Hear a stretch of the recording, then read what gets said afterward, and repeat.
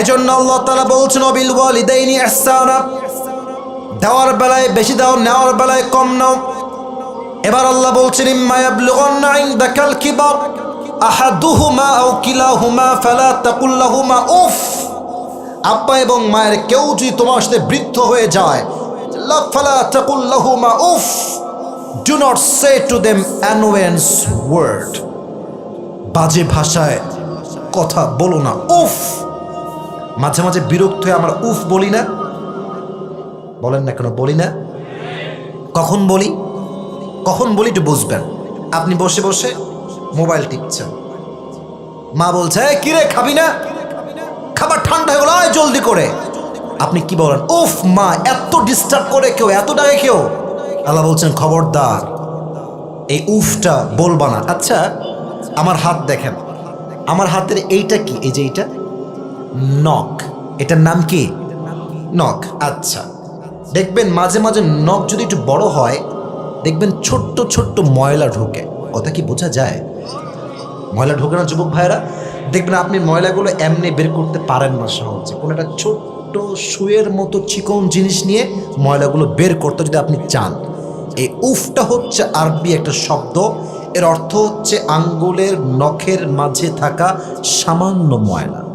এর অর্থ আল্লাহ বলছেন এই সামান্য উফ শব্দ যে করবে তার ক্যারিয়ার ধ্বংস হয়ে যাবে, তার জীবন নষ্ট হয়ে যাবে।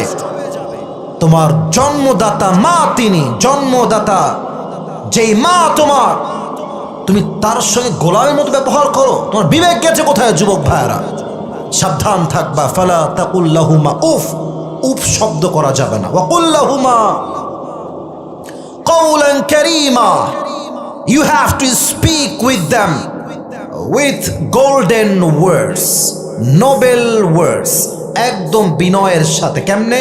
আম্মা জান আপনার কি লাগবে, আপনি কি খেয়েছেন, আপনার কি প্রয়োজন, আচ্ছা কেমন পোশাক আপনার ভালো লাগে, শীতকাল তো চলে আসছে, আপনাকে কেমন সোয়েটার দিব। এটা হচ্ছে গোল্ডেন ওয়ার্ডস, বিনয়ের ভাষা। পারবেন তো ইনশাআল্লাহ? এবার আল্লাহ তাআলা আমাদেরকে শিক্ষা দিচ্ছেন, দেখেন ওয়াখফিদ লাহুমা জানাহাদ দুল্লি মিনার রাহমাতি ওয়া কুর রাব্বিরহামহুমা কামা রাব্বায়ানি সগীরা। আব্বার সামনে মায়ের সামনে তুমি বিনয়ের ডানা বিছিয়ে দাও। ওয়া কুর রাব্বিরহামহুমা কামা রাব্বায়ানি সগীরা।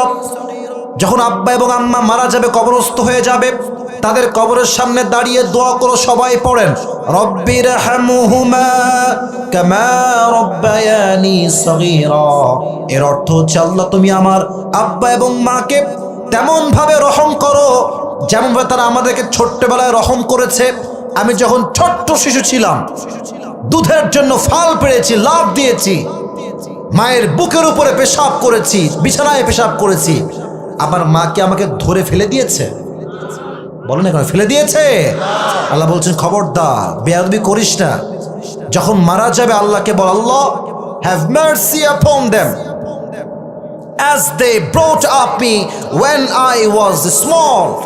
আল্লাহ তুমি আমার আব্বা এবং আম্মাকে কবরে তেমন ভাবে রহম করো যেমন তারা আমাদেরকে ছোট্ট শিশু অবস্থায় রহম করেছে। সকলেই মন খুলে পড়া আমিন।